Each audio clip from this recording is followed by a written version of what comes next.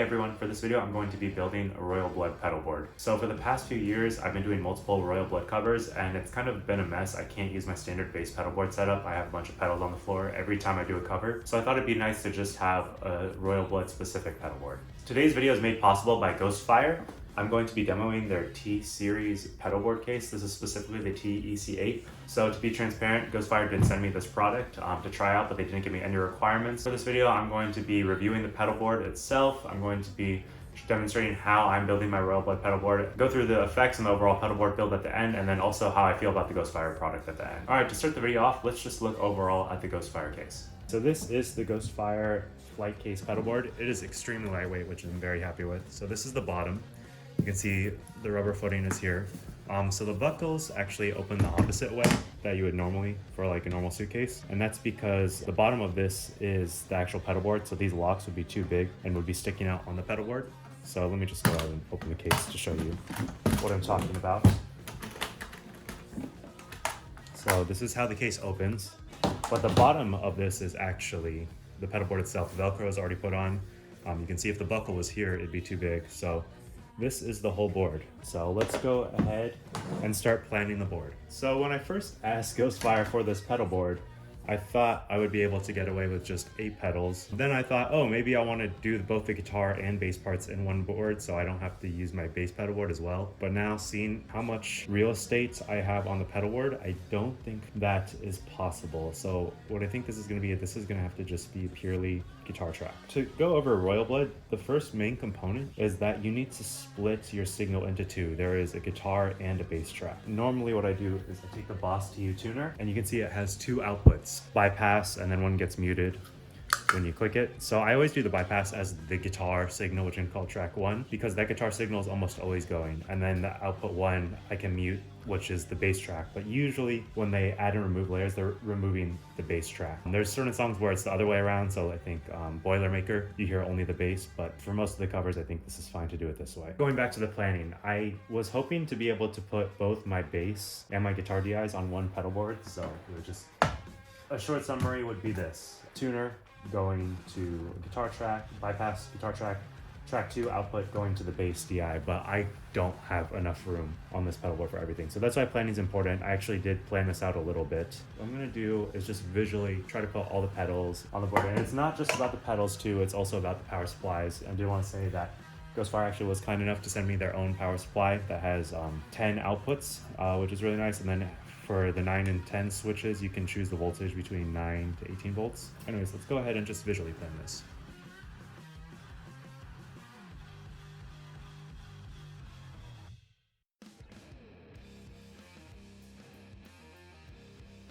This is the first draft of my plan. I need to visualize all the cables here. So I need to think of all the power supplies and all the patch cables in between. So there's gonna be patch cables here.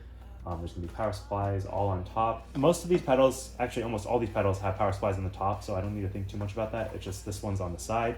So you do need to be cautious of that, especially like some of the pedals when they're on this side and then they're in the middle of the pedalboard. So just keep those kind of things in mind. But overall, I think I'm pretty okay with this plan for now. Everything could be messy, but I just want to make sure that this works for my needs before fully committing and putting on the Velcro and cleaning up the wire. So let's go ahead and try this out.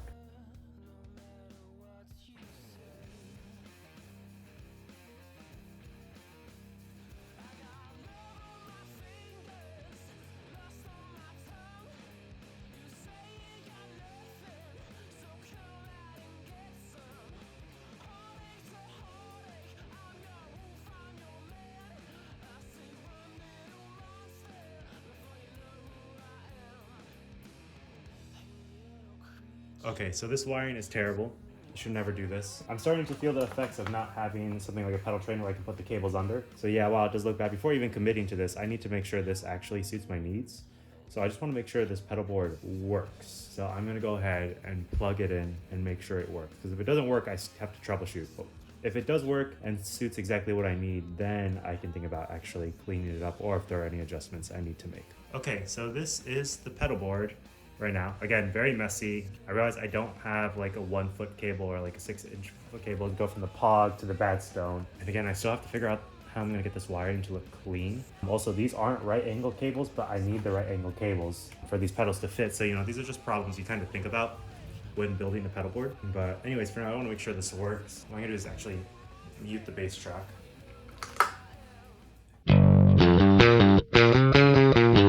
Okay, so I know that first track is working.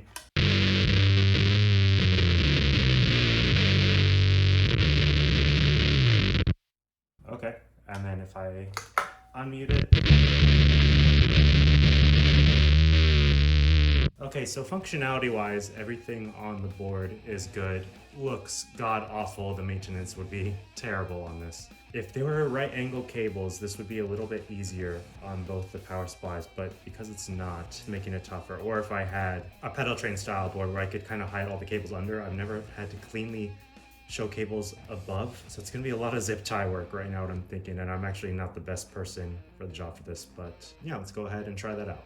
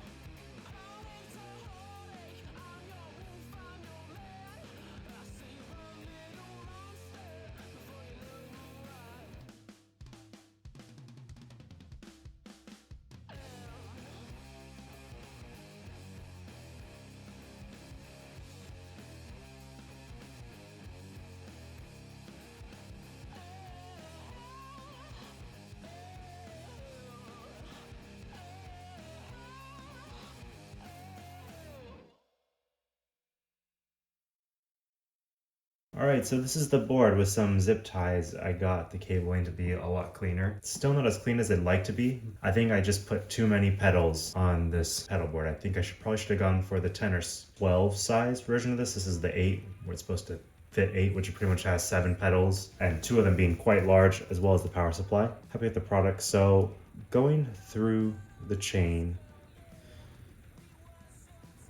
Ooh.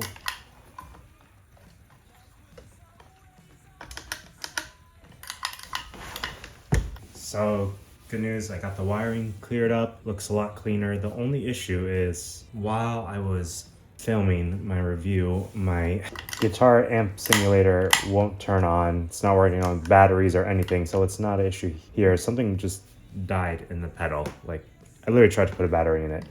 This power supply works. Every other pedal works. So that is an unfortunate setback. I'm gonna have to think about what to do another day. For now, I do just wanna go on the wiring and what I did. Thanks to a lot of zip ties, I could get the wiring a lot cleaner. Just want to zoom in so you can see my little bundle here, which isn't the cleanest, but it was a lot cleaner than before. So I just kind of pushed that in here. Have these zip ties that stick to the pedal board here. The bottom was a lot cleaner than the top. I just didn't have a lot of room on the top. I think this plasma pedal really throws everything off. It's a great pedal. It just takes up so much real estate on a pedal board. Patch cables, I was able to get them pretty clean in here. No issues with that. Only thing is this one was a little longer than I wanted, but I was able to wrap it around and look pretty clean. Zip ties look great. Again, it's kind of tough. Without having a pedal board where you have space under, you can't really hide the wiring. It just adds so much more space. So that's something I'm learning here. Luckily, again, this is still functional and it's easy to change because it's all in the front. I don't need to flip the pedal board over. If you like something that truly looks very clean with the wires, you really can't hide the wires. When it's only face up, you can't do anything face down.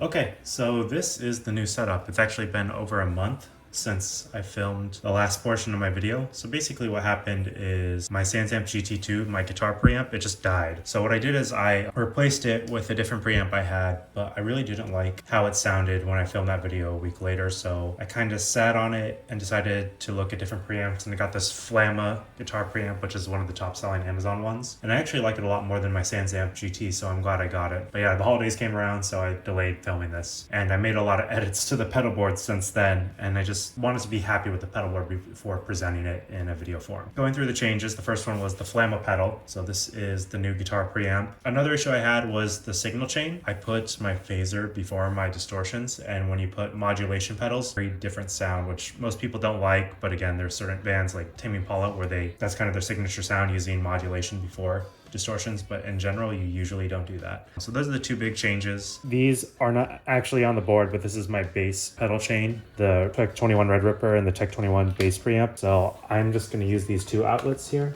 to power these two pedals. So it does look a little sloppy because these two are kind of off the board, but overall this is way easier and way cleaner than my old Royal Blood setup where I just had everything on the floor and taking pedals on and off boards. This setup literally just takes me like 2 minutes to just take out the board, put these two pedals on. And the Red Ripper is pretty optional. It's only used for 1 or 2 songs. Now going through the rest of the chain, I'm just going to give you a little overview and then demonstrate them. So first is the Boss Harmonist. It's a pitch shifter. It's pretty much a whammy bar. So if you heard the Digitech whammy, that's what it is, but in a smaller form. It's used in Royal Blood is to go up octaves, go down octaves, and then just kind of make ambient noises. You hear it a lot. I think Lights Out is the best example because there's 3 different modes where he uses it. So if you look on his board, he has 3 harmonists. The next one is the tuner. Tuner splits my signal into a guitar, quote unquote guitar signal and a bass signal. So this is the guitar signal of all the distortions, and then there's the bass signal, and it lets me choose and mute those signals as needed because the TU3 splits the signal. Next is the POG, polyoctave generator. So it can generate 2 octaves below and 2 octaves above. Pretty much I mainly just use it for 1 octave above, but Mike Kerr, I believe he has 2 or 3 of these on his board, so he has used it for multiple different octave options. The next is the Cockfight. This is the first of the distortions. This one is on his board as well. It's used for a lot of the songs on the Typhoons album. Definitely Trouble's Coming is the most iconic, and then Mad Visions. Plasma Pedal is another distortion. This is a lot more of a fuzz unit. I think it's used more on the second album. But yeah, it's just a really gnarly fuzz that he's also used, and you can see there's an interview where he talks about this pedal. Badstone, I'm probably going to switch this out with the delay, but there's just some songs that need modulation. The one that I really think of is Limbo, so I keep that pedal on pretty much for that song. And then of course this preamp, which it's a step above the SansAmp because the SansAmp only had 3 models and this one has 7. Also has the mid control, and then I can also save settings, and it has cab simulation for sort of $70 versus $230. I mean, this thing is a steal. And then the bass signal, Red Ripper. It's a very unique bass distortion. It actually got reissued because Mike Kerr said he used it. The only song that I can think of off the top of my head that uses it, Boilermaker, and it sounds really gnarly on the verses for Boilermaker. And then SansAmp, it's just bass preamp. All right, let's go ahead and demo each pedal individually.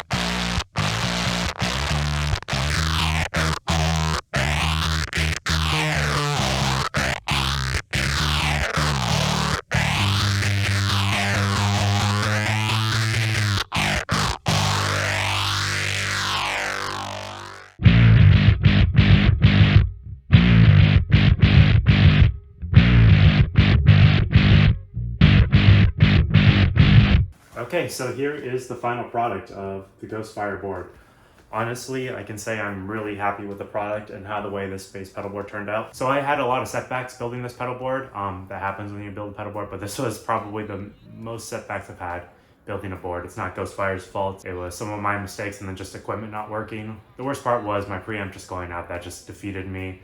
I had issues where my patch cables weren't working or I didn't have the right patch cables. I also had issues where I just put pedals in the wrong order after kind of committing to putting them on the board. So that was like the phaser was too early in the chain. So those things happen and they're always a learning experience. Overall, I was still able to work around it and get the pedalboard exactly how I wanted. It's gonna be a lot easier to churn out royal blood covers now that I have this pedalboard, because before it was just such a hassle to set everything up, but now it's pretty quick. I just take out the pedalboard and then take out the Sans amp and then the red ripper if I need it, and then I just plug in and play.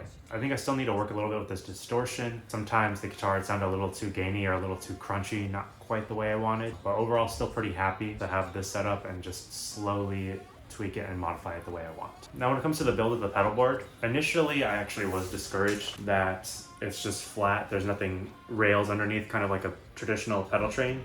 And I thought it wouldn't look clean with the wires, but I think I got it to look pretty okay. It's a little more forgiving using this pedalboard versus the rail system. Rail system, you kind of want it more organized. You don't want to show anything, but here you kind of have the expectation that everything's going to be shown. And also because it's black and dark, you can't really see it from far away. The power supply they gave me is great. I got the pedals exactly how I wanted. I did want to get the bass pedals on here too, but that would have required a bigger board, and I kind of like this size pedalboard. I don't want anything bigger. It just makes it heavier and clunkier. The only pedals that gave me trouble besides the preamp were the plug and the plasma pedal. It's just they take up so much space, so it gave me less room to put in the wires here. So if you're building something like this, just consider really large pedals versus smaller pedals. I don't know why some companies make such large pedals now, because pedalboard real estate is really important, and now they're competing with digital units. But yeah, overall a very sturdy case too for the price. You don't get a lot of hard cases for this price. It is kind of a hybrid because the case is also the pedalboard itself. Overall, really happy with it, and I'm going to use this for years to come, not just for Royal Blood, but for recording guitar as well. So hopefully you enjoyed this pedalboard build and review. If you have any questions about the build itself, getting Royal Blood tones, or just the Ghostfire pedalboard, feel free to leave those questions in the comments, and thanks again for watching.